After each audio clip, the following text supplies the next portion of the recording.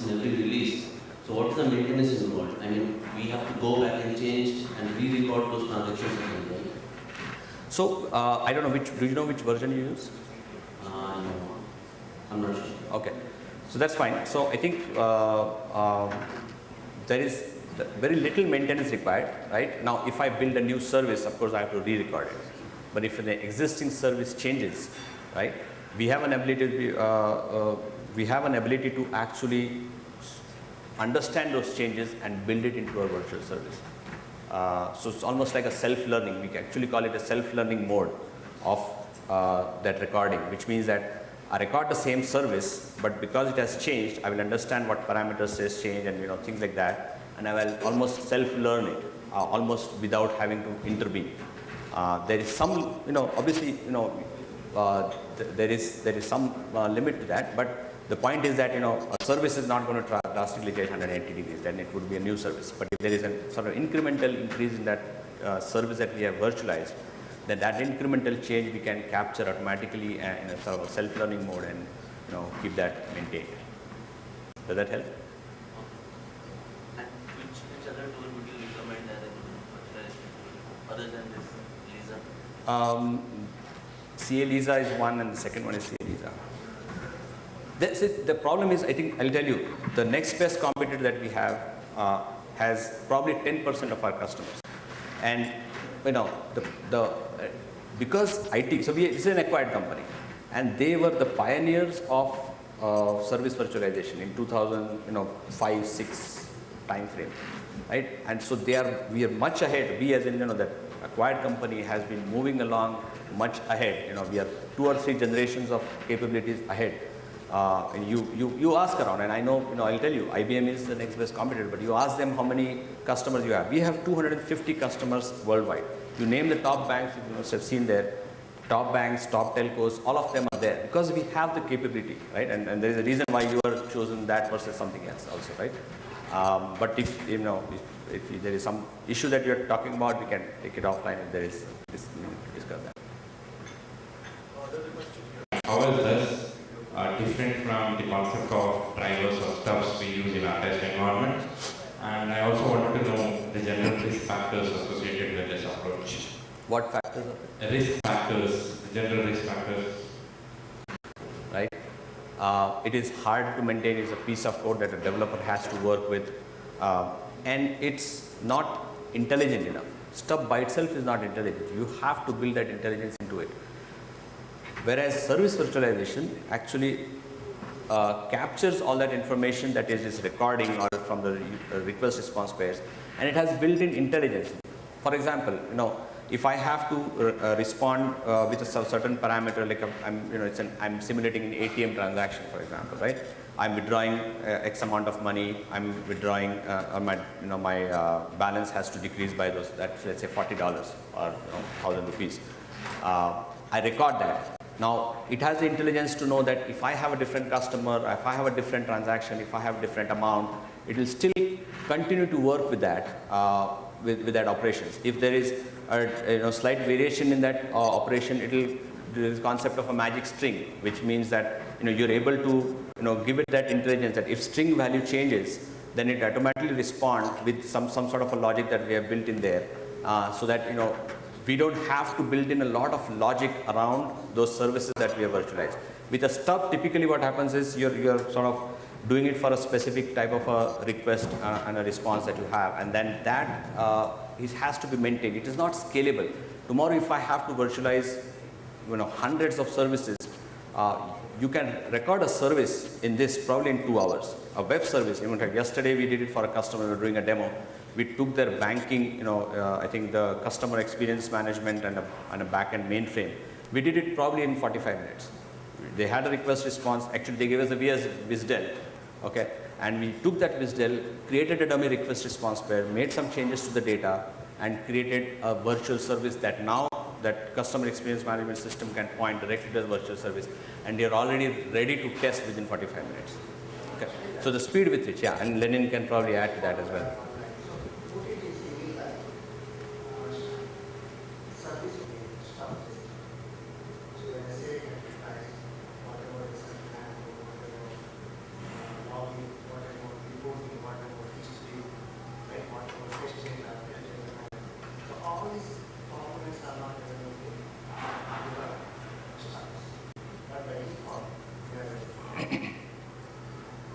One thing, now we have different development platforms, Okay. like C, C++, or even Java, or .NET. Whatever service virtualization we are trying to build over here, will that accommodate all the technologies, or is it relevant to only few? No, so we support a lot of technology, but see, what matters to us, because we are basically, there is a system under test and there is a constraint or a dependent system, and there is traffic flowing between them. What is the transport protocol and what is the data protocol between them? As long as we are able to virtualize that transport and data protocol, we are okay. Your program could be in C, your program could be in Java, any other, doesn't matter, right? Transport protocols are standard. You have HTTP, HTTPS, SOAP web services, JMS, MQ, whatever, right? So all of that we do. We in fact virtualize 85 protocol, 8583 protocol, which talks to the backend switch for an ATM, right? So obviously banks need that, because that switch is not always available for testing. They are making some changes. So we do a lot. So we have pretty broad variety of protocols that we support, and that's what basically matters. What are the two systems communicating in? Because now we want to get rid of this and virtualize it. So we understand that communication and replicate that in the virtual environment so that it works. Transaction level is what we are talking about. But when we see the entire release automation, the release has multiple things. Like Correct. build process, build has Correct. mechanics, Correct. Yeah. technologies. Correct. And again you are triggering. Correct. These are entire life cycle of the release. Correct. So will you support all different variants? We support very broad variety of, you talk about WebLogic releases, Oracle releases, WebSphere, Tomcat, Oracle application server, or whatever. So we support all of these. Again, I don't want to take too much time, but we have, Lenin can give you more information if you have specific things that you're in mind. But we support probably 95% of the technologies out there when it comes to releases as well. And you can always go to ca.com/DevOps and you can learn more. You can talk about Well, what I see over here is that a couple of them still continue having questions. So what we can do as a result is the ones that have questions can perhaps move to the side while we break, for a quick tea coffee break. The rest of them can start having tea, and the ones that have questions also can actually bring your tea coffee and you can continue with your questions. So, likewise, we can also cover up on the time and we can be on schedule. Considering the different domains, since I'm coming from the engineering company background, so we have some sort of hardware. So, will that be a good choice for that sort of environment? If I understand correctly, your question is, when it comes to different domains, this solution can be, if it will fit across all domains. So, see. And just to add it is like, can we completely rely on this service? So it's like as a part of testing, can we completely rely on this service virtualization? And just don't go with the hardware, just go with this one and test everything and just go let the bill go to the market directly.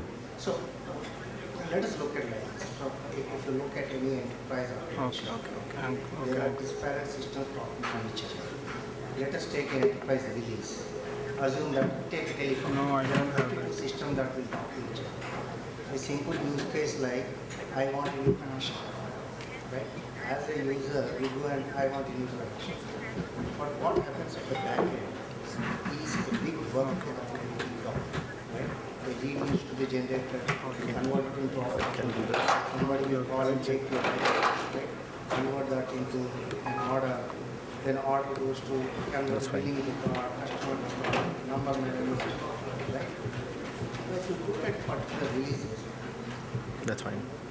It's a common observation that out of 50 systems, only one of the systems are undergoing change. One of the systems are like the same way, working the same way. Take for example, payment. If you are doing a retail system, you just we'll practice with us. all you do is send some information from your side, get back the response, validate. That system is not changing. And what are if you want that system to be available to the enterprise landscape, vast material system. They will be who will be managing that application, right? If there are outages in that application, or end-to-end journey cannot be tested. So this is one part. Second part is that in these kind of scenarios, it's better to virtualize that behavior, like not the system behavior, right? Now, once you virtualize, how do you virtualize? By simple concept. We are a pair. So two mics would be arranged, right? One hand mic, this mic is one collar mic. Caller mic. You want two collar mic? I think one caller mic would suffice. I will use this mic. And that's okay. So now, if somebody says on production behavior or something, Yeah, that's okay. that's a different matter. Right? But you are assured and guaranteed that the same behavior is coming into play in deep order. That is one, right?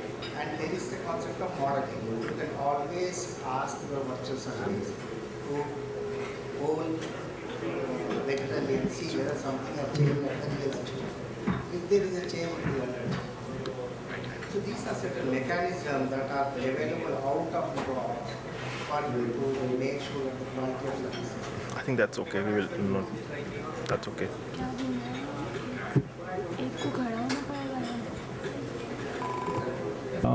Hardware is like the transmitters, so that is our product. So our different, the cooling technology appliances.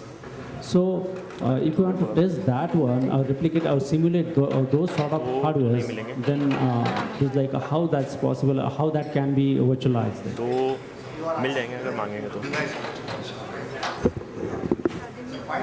We will be starting off with Mr. Praveen Yadav and Ms. Sonia Vora, who are associated with Ericsson Global. So a brief introduction about yourselves and you can continue with the topic. All right. Let's start with the introduction, who we are. Myself, Praveen Yadav. I'm working in Ericsson for the last 3 to 4 years, and my total experience is around 8 years. And my roles and responsibilities includes the verification of the end-to-end systems which we deliver. And my counterpart is Sonia Vora. We both work in a team cohesively for the delivery of the product which we test. So this is a brief introduction about us. Hi to everybody. This is Sonia, and I'm working with Ericsson Global presently, and I'm working for the past 3.5 years. And rest has already been talked about today. So let's continue. Okay, the lineup items would be something about big data. What is big data? My friend Mr. Anand has given you a very wonderful presentation to you in the morning, the first session, and I hope you have all the most of the queries related to big data. You can park to us as well, and we will have an overview. What is the problem which has been already been described by Mr. Anand. Then we will cover the 3 V's of the big data. Then what is big data testing? What are the challenges and technologies and tools used for big data testing? Then we have one slide for Ericsson ways of working, since we are working into Ericsson, and Ericsson is a telecom-based company, and so we'll cover one slide onto that. Then we have ROI from big data testing, like every organization who is going to invest a lot of money on doing huge investments, then they will surely expect something as in the return, that the return of investment. So let's start with this. Now, I hope you all have a brief knowledge about big data. So, and can any one of you can tell us define what is big data? Any of you?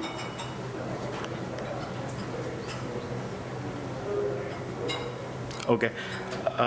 Well, big data is something which is there everywhere. It is there in the devices, your mobile devices, your laptops, the network elements, the social websites.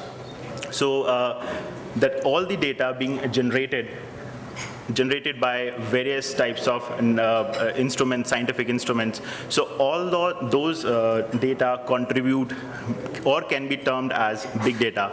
So in one line, we can say big data is a data set that are too large and complex to manipulate with or interrogate with standard methods or tools. So it is not that we have to have some tools or some standard methods to check whether the big data or the data which we are interrogating is error-free, bug-free, or does not require any kind of testing.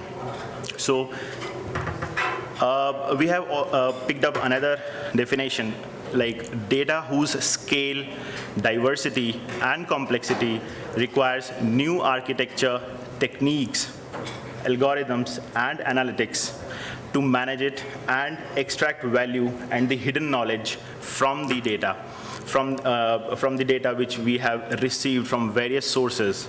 So we can say that there are many kinds of data: unstructured data, structured data, semi-structured data, which we are receiving from internal or the external areas.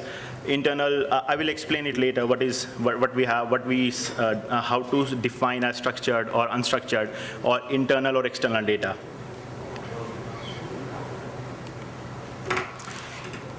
So this graph briefly describes about the emergence of big data, like the interest of big data